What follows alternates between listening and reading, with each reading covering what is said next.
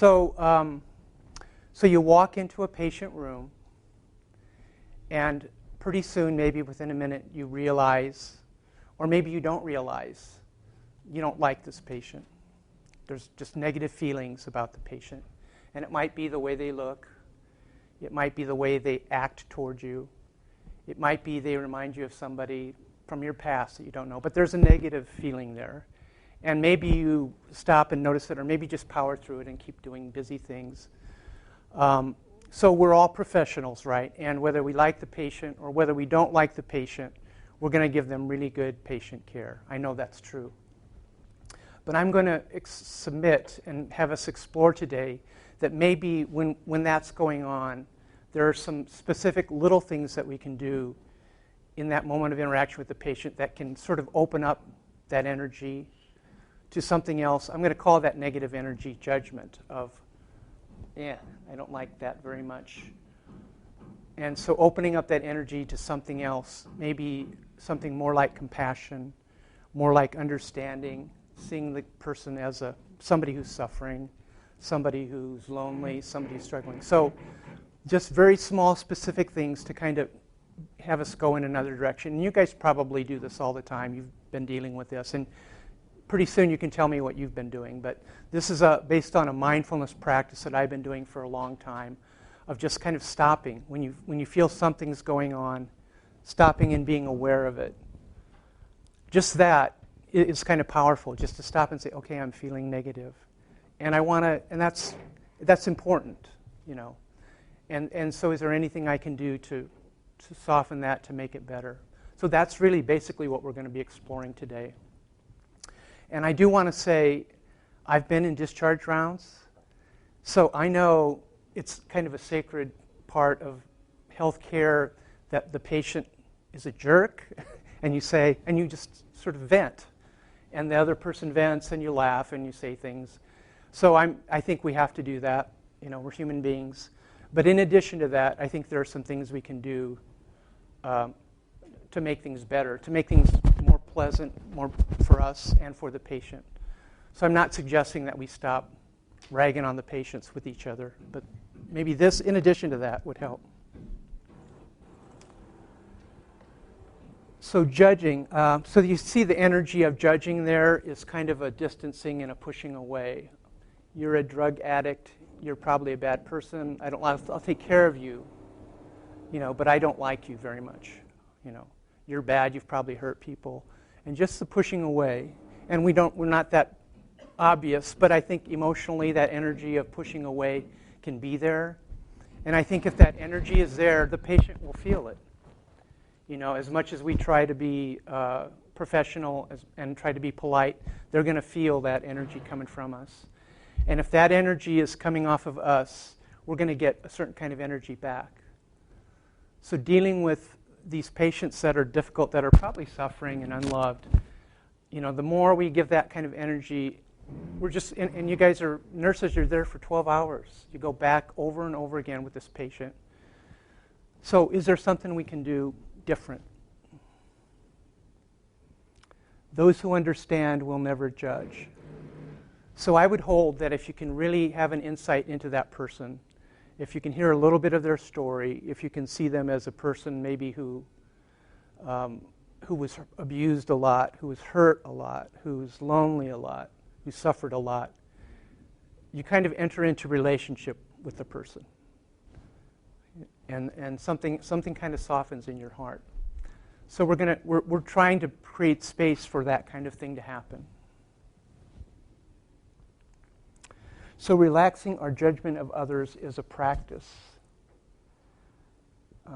So we're going to have to stop and want to do some things. If we habitually judge people and habitually put them in categories and push them away, then we have to have a practice to stop that, to let some other things happen. This is real simple practice.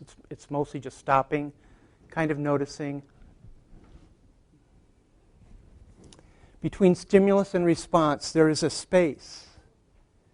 In that space is our power to choose our response. In our response lies our growth and freedom. Viktor Frankl was a psychiatrist who had been in the concentration camps at Auschwitz.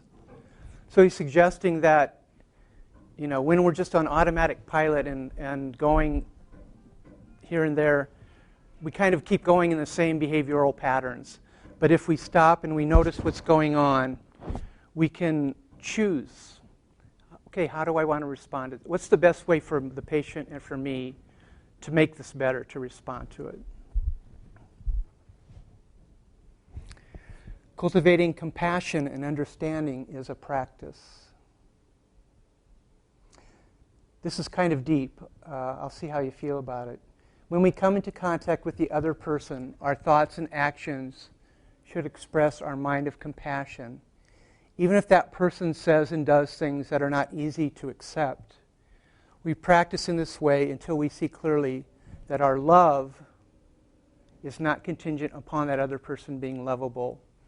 And I don't know if you're comfortable with the word love being used in terms of our care in the hospital. I don't know that we use it very often. But isn't it really love? Isn't it noticing the other person where they're at and giving them care, trying to give them what they need? I like the word love. And I guess I feel a lot of the people, don't you feel a lot of the people that come to the hospital chronically come because they're lonely, really? So they eat and eat and eat, or drink and drink and drink, or don't take care of themselves. I feel a lot of times people come here to be cared for. Somebody's tender to them, somebody gives them food. So we're really, I think love is really an important component of what we should be doing.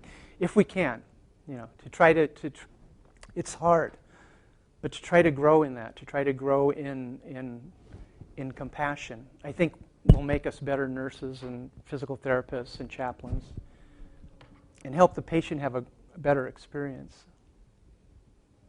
So Sherry Maples was a police officer, and dealing with difficult people. She was burnt out, toasty, tired of interacting with them.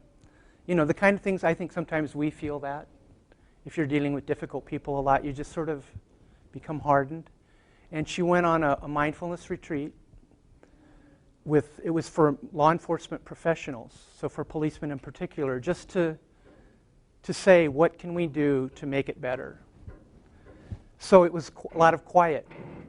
It was a lot of meditation is only just being quiet. It's letting go of your thoughts, and it's just coming back and breathing and feeling your body. And it's really allowing space to be and to let whatever's there, to notice it. So she went on this retreat for several days, and this is her reflection on how it kind of helped change her interaction with the people she was encountering. Okay. So I just want to start by asking you, how you first came in contact with this teaching and this man.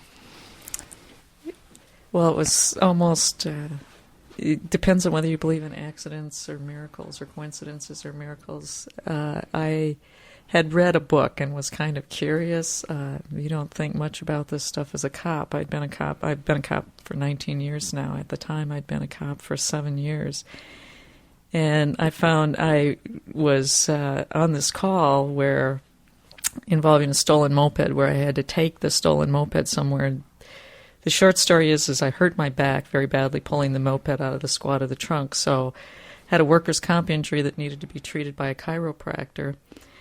Decided to go to the chiropractor that was closest to the building that I started my shift on, my patrol shift, which was downtown at the time. So I went to this chiropractor who had a flyer for a retreat in Mundelein, Illinois in 1991 on her bulletin board.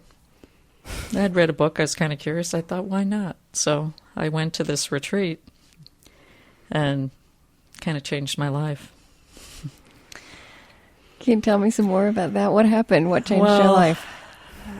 When you have a chance to sort of deeply experience the practice, the idea of learning to stop doing and to start being. And at that retreat, it was a little longer and there was much more silent time. We only talked really during the things that were together. We maintained noble silence, which was a very new concept for me. But I started to experience a lot of just the refreshing wonders, sort of started to be able to taste the divinity of life at that retreat in a way that I had never, ever experienced. I wouldn't have had words for it then, but it was what became very, very, very clear to me is that if you can live in the present moment, there are all kinds of wonders available to be able to nourish and refresh yourself with. Well, as a cop, what started to happen to me there it got very interesting because I don't know if you attended the 5 mindfulness trainings last night, but that was one of the things that happened at my first retreat, and I just assumed, well, I'd listen to this, but I can't do that. I'm a cop, I mean, I might be in a position where I have to kill somebody at some point. I can't think about taking these. And Sister Chan Kong, who is one of probably the senior monastic here, was at that retreat, and she pulled me aside and she had this very wonderful conversation with me. The essence of it being, who else would we want to carry a gun except somebody who will do it mindfully? Of course you can take these trainings. And I thought about it over the course of the week, and it felt right to me. So I did. I took the 5 mindfulness trainings. And then when I came back, and what happened to me is my heart started to soften and kind of break open. For the first time, I had gotten very mechanical about how I was doing my job. I had no idea that I had shut down that way. And I came home, and I go on probably, especially that first week when it was so new and everything felt so fresh, I started to understand that on a very, very deep level that it's possible to bring this into your work as a cop, because as my energy started to change, the energy that I got back from other people started to change, even including the people that I had to arrest and take to jail. But probably the first example of that was I was on a domestic violence call, and it was one of these calls where I would have just arrested the guy. I would have just, hey, enough's enough. He was felt very strongly about the issue and mandatory arrest.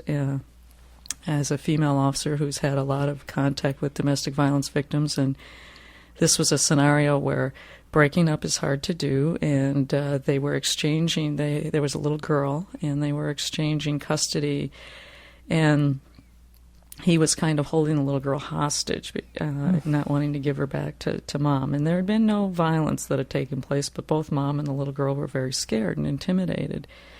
And ordinarily I would have said, that's it, slapped the handcuffs on him, taken him to jail, but something stopped me. And I had just come out of this retreat, and I got the little girl, got him to give me the little girl, took care of her, got her and her mom set, told them just to leave, went back. And I just talked to this guy from my heart, and within 5 minutes, I mean, I've got this big gun belt on. I'm about 5'3", right? And this guy's like 6'6", and he's bawling, and I'm holding this guy with this big gun belt on and everything. And he was just in incredible pain. And that's what I started realizing we deal with is misplaced anger because people are in incredible pain. So I ran into him 3 days later in a little store on Willie Street where I lived at the time, and this guy comes, he sees me off duty, he picks me up, gives me this big bear hug, and said, "You saved my life that night, thank you." And so when you have experiences like that and you start to realize, well, what am I doing different here? I mean, really it's about softening your heart. When you're a police officer and you do this work, you need to find a way to be able to maintain both the compassionate bodhisattva within you and the fierce bodhisattva, and know when each is called for and how to combine the two. And once you start down this path, it's possible to learn that. And that was the beginning for me. It was very powerful, very wonderful. Okay, so I thought the term, a couple things, softening the heart. And the other thing was that the energy, as her energy changed, the energy she got back changed. So the guy, that moment where if she'd gone up and put him in the cuffs, he would have been very different. But she went up to him and she looked him in the eye and she said, "Are you okay?" That. And he responded to that love, So, and I remember doing listening to a presentation by a security officer about, it was especially about restricting patients. We were talking about difficult patients, but especially when you had to restrict them, physically. And he said that sometimes, and he had a kind of a hardened police officer attitude. God bless him. But he said sometimes when he restricted them, he accidentally would, hit them on the head. That would happen. He's telling this to all of us. And I can see that. I mean, I can see where when you're frustrated, when you're dealing with people, you don't like them and you act that way. I can understand that. But I did talk to him afterwards, and I said, I don't think that's what we want to be conveying to people about, and that attitude about the person. I don't think that's what we want to do. So maybe you guys, I know you guys are probably really expert in a lot of ways at dealing with patients that are difficult.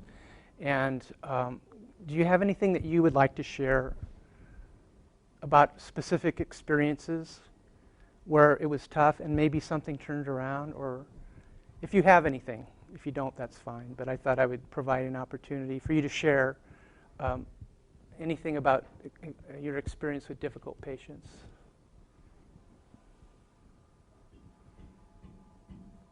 Okay. So we'll move on.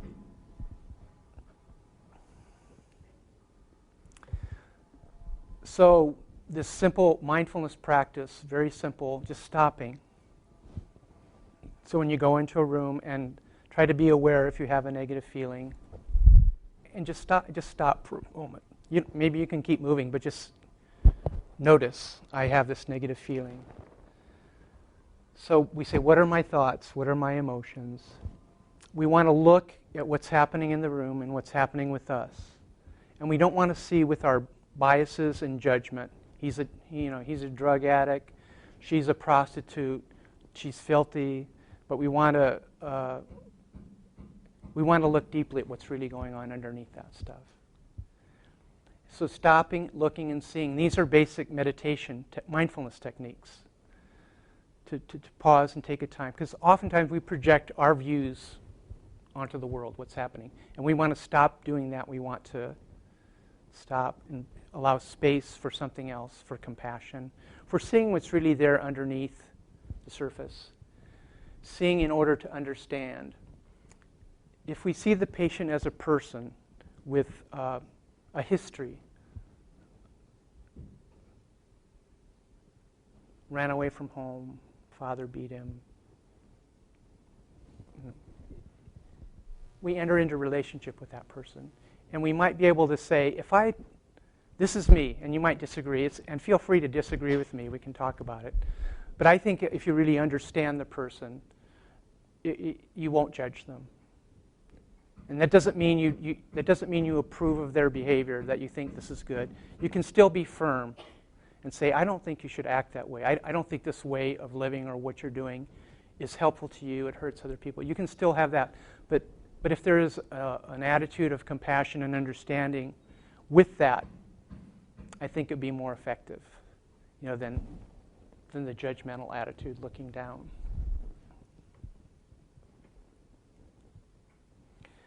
So this is my own story. And I used to work at Creighton Medical Center as a chaplain years ago. And we dealt with a lot of gang people in that environment.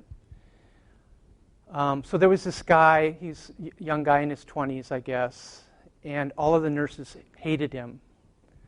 They hated him because he was mean to them. It wasn't just that he was thoughtless, it was he's doing things to hurt me, saying things. He was good at it.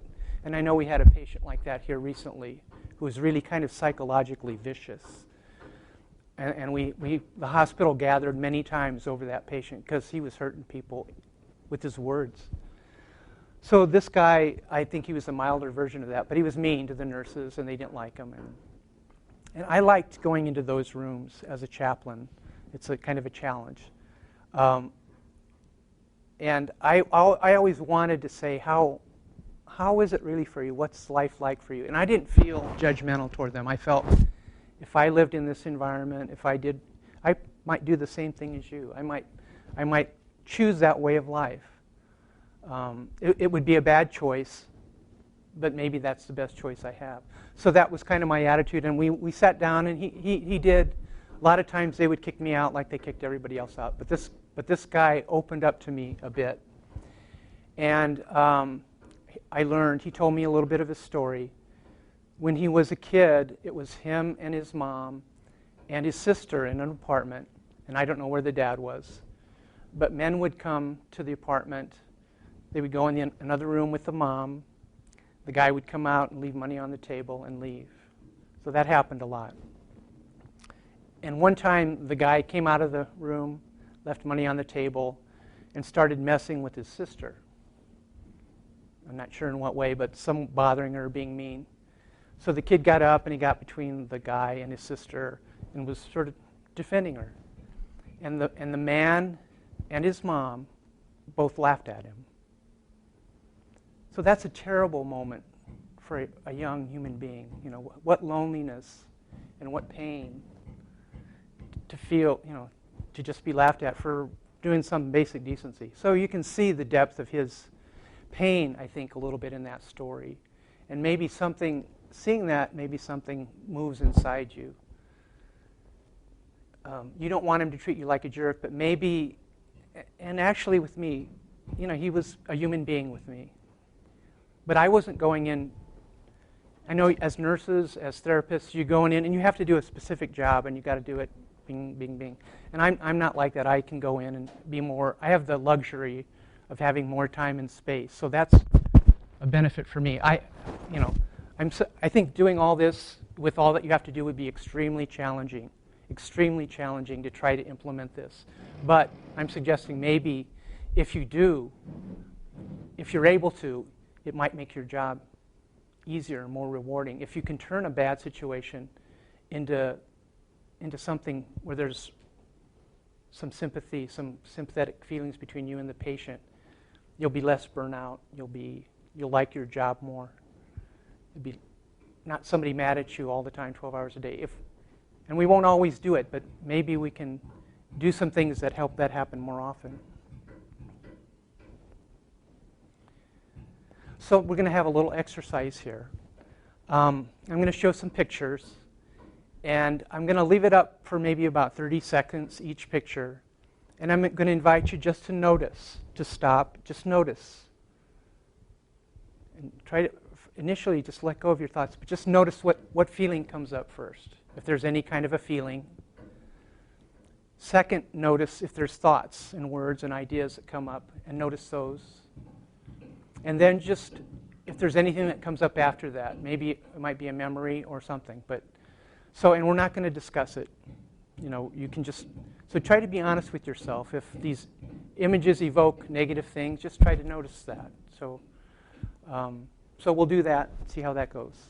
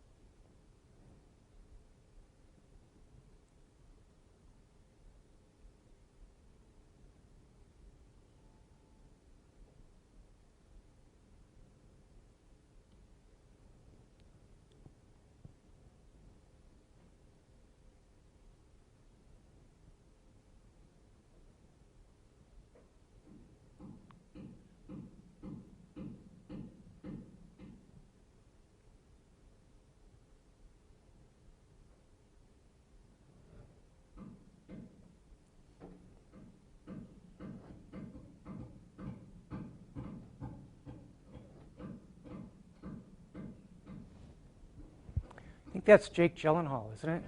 That was just for your entertainment, that last one. So does anybody want to share anything about that? About what? I noticed that I have like different like sympathies for like different. Okay, so some you felt a little bit better, some. There's some that I have like a harder time with. Right. Like sympathizing with. Yeah. Yeah, and that's only human, isn't it? There's some people you like, some people you don't like. It's really human. And so I'm not suggesting that we'll be saints and we'll love everybody. We won't. We'll still dislike people, but maybe this is just to help us go a little bit in the other direction, Anything else anybody had? So that's kind of the most profound thing, is that different types of people will elicit different types of responses. And you know this, you guys know this already. But it's maybe just stopping and taking some time and seeing, allowing space for other types of things to happen, I think I will be well short of an hour. I hope that's okay. So. This is from Tara Brach, who's a psychologist and a spiritual teacher. Imagine you are walking in the woods and you see a small dog sitting by a tree. As you approach, it suddenly lunges at you, teeth bared. You are frightened and angry. And don't you feel bad that you felt angry toward this little pug face? Look at him. How could you? How could you do that? But then you notice that one of its legs is caught in a trap. Immediately, your mood shifts from anger to concern. You see that the dog's aggression is coming from vulnerability and pain. This applies to all of us. When we behave in hurtful ways, it is because we are caught in some kind of painful trap. The more we look through the eyes of wisdom at ourselves and each other, the more we cultivate a compassionate heart. It is such a blessing to forgive.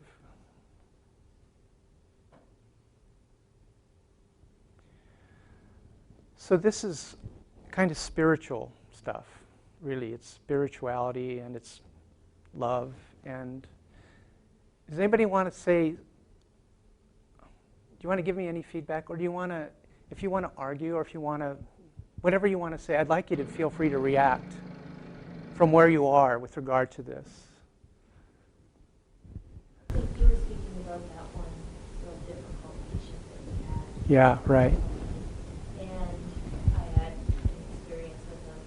And I find if I get a patient on my assignment list, same kind of MO, I instantly anxious and Yeah. things me right back there. And it's hard for me to, before I walk in that room, be like, okay, this is not going to be the same situation. It's completely different.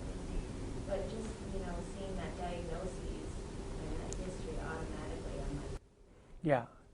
You're afraid it's going to hurt again. So what was the diagnosis and history for, well, like psych stuff? He was a quadriplegic, gunshot wound, game, Yeah. infection, all that. Right. And we've had several, but then Yeah. different people. Yeah. So you're, yeah.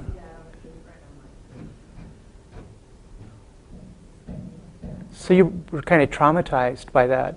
Yeah, and I do make an effort to stop before I walk in and remind myself it's Yeah. not the same person. Right. And we had one kind of similar situation not too long ago, and he was the sweetest Yeah. ever, but I definitely, when I was looking at my patients, I was like, oh no, Yeah. there's it again.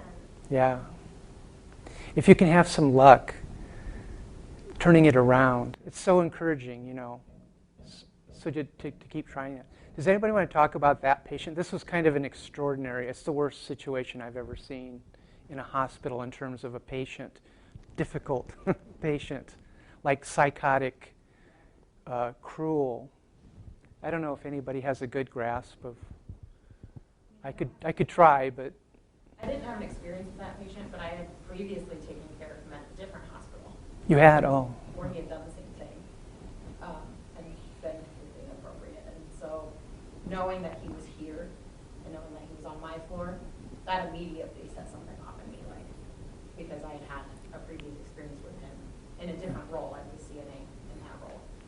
And just knowing where he was, knowing he was in that room, just made me completely avoid that. yeah, I know. Of the floor, and I felt bad, but I knew that if I had gone in there, he would know me, he would recognize me, and he would start doing the exact same thing. Yeah, I think that was the thing too, is that it wasn't just that he was mean, he was threatening, and Threatening. you know, he has the capacity to carry out those threats or has them to carry out those threats. so he said to one male nurse, I have friends who are outside your, is this right? Outside your, I see they're looking at your family.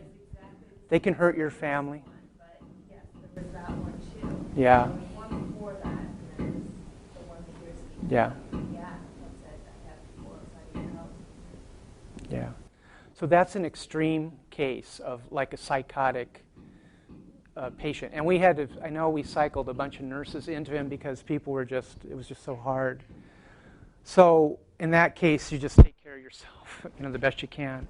But hopefully we're dealing with softer versions. And the first, I think the first law is to take care of your own well-being. You don't want to go in and be a victim. So if you're suffering, if you can't do it, if it's too hard, if you're feeling, and I don't know if you'd agree with this, but let the nurse know that I'm not doing well with this. I'm so vulnerable. Anyway, so I thought we'd end with, this is actually a TV commercial for Danish TV, but it's really brilliant about how we categorize people. And we think of them as being that kind of person, and maybe we approach them with that attitude and separate ourselves out that way. It's easy to put people in boxes. There's us, and there's them. The high earners, and those just getting by. Those we trust, and those we try to avoid. There's the new Danes, and those who've always been here. The people from the countryside, and those who've never seen a cow. The religious, and the self-confident. There are those we share something with, and those we don't share anything with. Velkommen. Jeg kommer til at stille jer nogle spørgsmål i dag. Nogle af dem kan godt være lidt personlige, men jeg håber, I vil svare ærligt på dem. Hvem herinde i rummet var klassens klovn?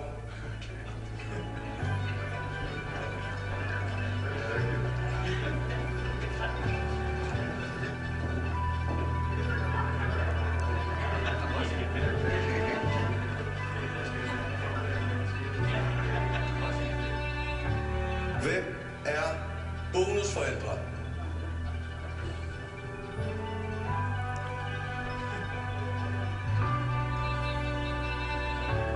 And then suddenly, there's us. We who believe in life after death. We who've seen UFOs. And all of us who love to dance. We who've been bullied.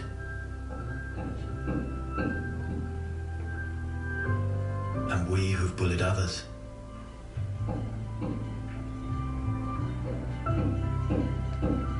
And then there's us, the lucky ones who've had sex this past week. We who are broken-hearted. We who are madly in love. We who feel lonely.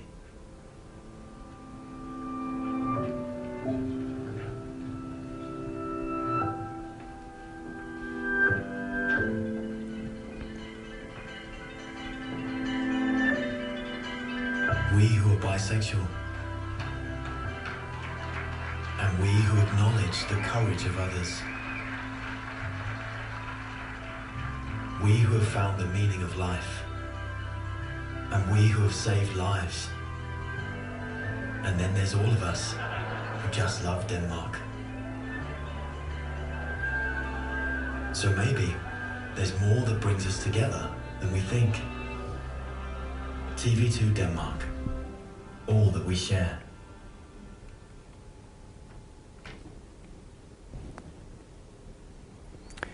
Okay. Any questions or comments or feedback or? Have you seen the one where it's with people doing genetic testing, they're talking about biases and races and things like that, maybe do genetic testing, and it's people from all over from different backgrounds, and they actually find someone from, I think, like Peru or Brazil that has a distant cousin from Jerusalem, Oh, and they both had biases previously and then found out they were family. yeah, right. Yeah. Yeah. Looking deeply, we see there's a lot of similarities, and we see another human being, and yeah. So I'm kind of the mindfulness person in the hospital. I did a presentation on mindfulness, just little practices. Hopefully I'll do this again sometime. And these are small things, but I think if you invite a little bit of a practice of just stopping, if you go home at night, if you sit in a chair and just are quiet, we never do that. And maybe doing that we feel anxious because we're compulsive. Talk about addiction. We're compulsive doers. We got to be busy. We got to have something in our mind but to just stop and to be quiet and feel ourselves breathing and to let go of thoughts is meditation. Just let go of thoughts. Because you can sit in your chair and you can worry about everything, and that's not meditation. But if you just gently let go, and they'll keep coming back, but just feel yourself breathing. And that space, just spaciousness. It's spaciousness for your central nervous system. And it changes things. So I would encourage, we're doing resiliency all the time now in the hospital. That's mindfulness practice is great for resiliency. It's like drinking a cold glass of water, just to stop and be quiet. And it really changes your central nervous system and the way you feel about the world. So I'll offer that to you in closing. And just also to say, I don't know who's nurses or therapists. I see a lot of nurses, so I just want to give my admiration and say what a hard job I think it would be. I don't think I could do it, but just to go in for 12 hours and patients and dealing with doctors and dealing with family and the physical and the medical and the emotional, all of that is so much. So I think it's extraordinary work, and therapists, everything, but it's extraordinary work. So I hope you feel always the great integrity, the goodness of the work we do, and how it benefits people. And this is really as much to help you not suffer, but I think it'll also help the patients. So thank you. That's all.